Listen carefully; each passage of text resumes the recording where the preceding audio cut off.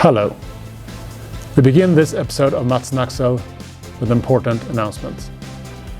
In today's episode, you will see a physical store called Sportson. This is a well-known retailer selling bikes. In this example, we will look at some issues regarding digital information. But we want you to know that this kind of thing does not happen in Sportson, and no bikes were harmed filming this episode. Thank you and good night.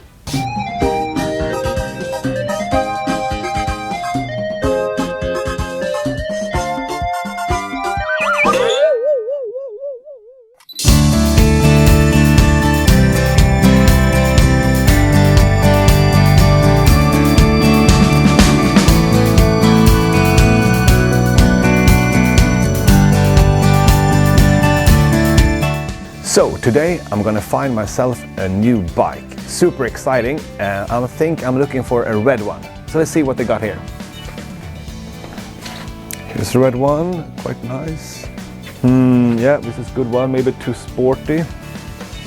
Ah, here's one. Here's a good one.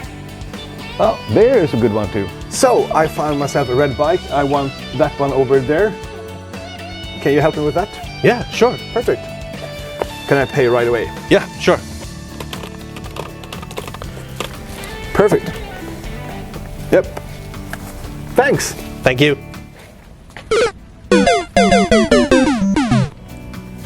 Okay, what just happened? This isn't what I expected.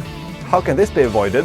Can someone help me with this? Maybe I can be of assistance to guide what happened and what can be done to avoid this in the future. Okay, and who are you? I'm Joakim Gavelin, I'm with InRiver, I'm a PIM and e-commerce expert, and maybe I can do some assistance here. Perfect. Let's find out. So Joakim, what you just saw typically doesn't happen that much in a physical store, luckily, because Axel could have just walked up to the bike and see for himself that it's too small. But I guess this happens a lot online. Why is that? It happens a lot online because it's really difficult to get all the data in place, where it shall be and how it shall be across the line.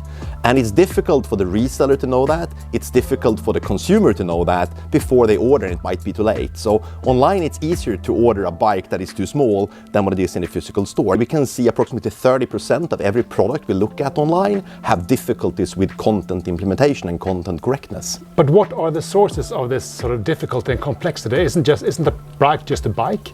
Yeah, a bike is a bike, and a bike is a really complex product because the consumer is also really keen on really learning all of these gears and brakes and wheels and so forth. If you only were to sell one product in one color, in one combination at one channel, it's an easy task.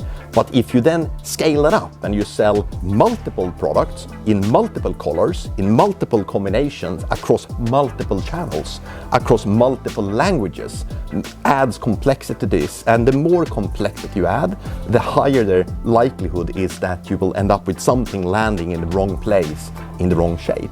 So if this is the problem, what is then the solution? If you are working in a supermarket and you represent the largest soda brand, you have a couple of merchandisers coming there every single day and fixing your shelf, and then the competitor comes in the afternoon and they might wreck down the shelf and build up their exposure. So you need to send out your guys again the next morning to rebuild yours, and then you keep this going.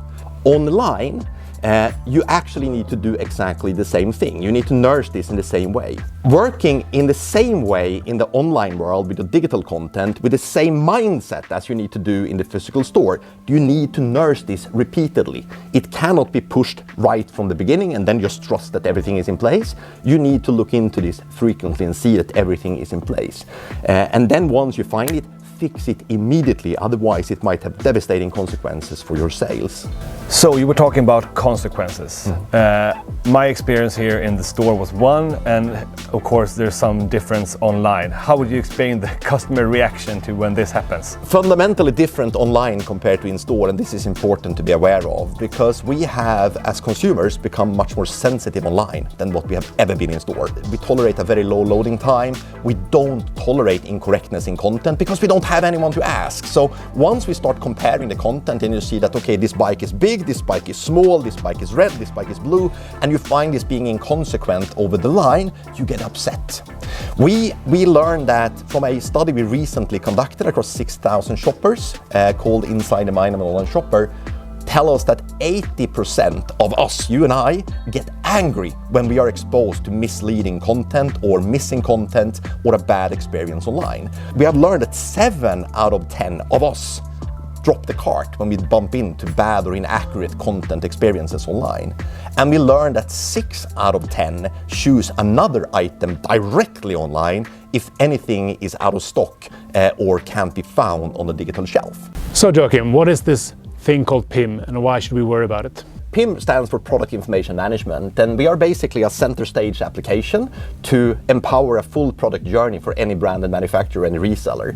Everything from onboarding your product content to enhancing your product content to syndicate your product content into a channel, and then lastly also analyze your content, what happens beyond the syndication and when things land into the marketplace. So do you have any sort of real life horror stories when this has gone really wrong? Absolutely. I have seen chocolate boxes being exposed as VC cleaners.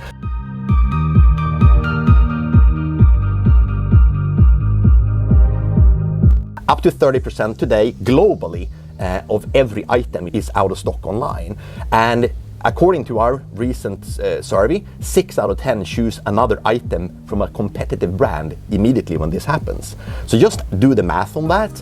30% stock out and 60% choose something else. That's an 18% lost sale.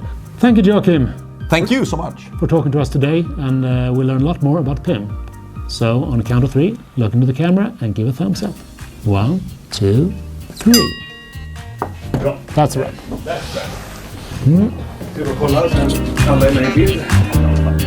Okay, and who are you? I am Joakim Gavelin. I'm with InRiver. I am an e-commerce Cut. Okay.